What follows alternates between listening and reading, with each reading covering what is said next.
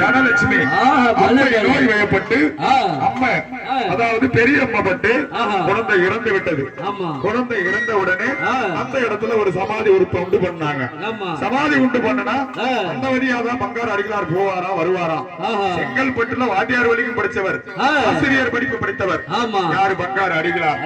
அப்படி இருக்கும் பொழுது அந்த வழி மார்க்கமாக போய் வந்து கொண்டு இருக்கும் பொழுது தங்கையின் ஞாபகம் வந்து விட்டதா, அழுது கொண்டே இருந்தாரா.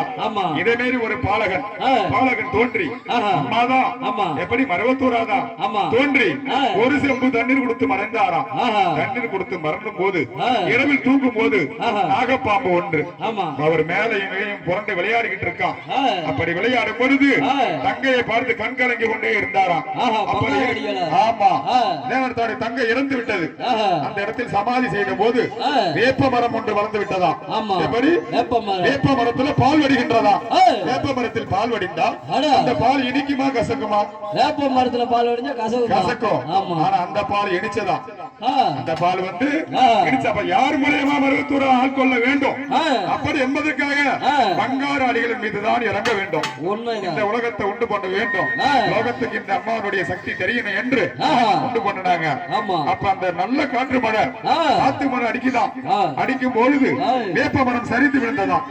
வேப்ப மரம் சரிந்து விழுந்தும் போது ஒரு விருட்சகம் ஒண்ணு, அதாவது ஒரு சூரபம் வளர்ந்ததாம். அந்த சுயரூபம் வளர்ந்த போது ஒரு கொட்டகையா இருந்ததா. கொட்டகையா இருந்ததா. அப்ப வந்துட்டு முழுமையாக பங்காரு அடிகளார் மேல இறங்கிட்டாங்க. மருவத்தூரா. அப்ப ஆசிரியர் படிப்பு படிச்சிட்டு இருக்காரு செங்கல்பட்டுல.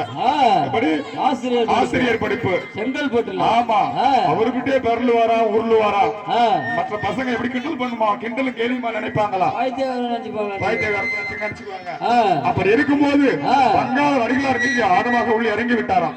அந்த அம்மா இறங்கி விட்டாராம். நிகழ்காலம், நடக்கும் காலம், நடக்க போக இருக்கும் காலம் அனைத்தையும் கணித்தாராம்.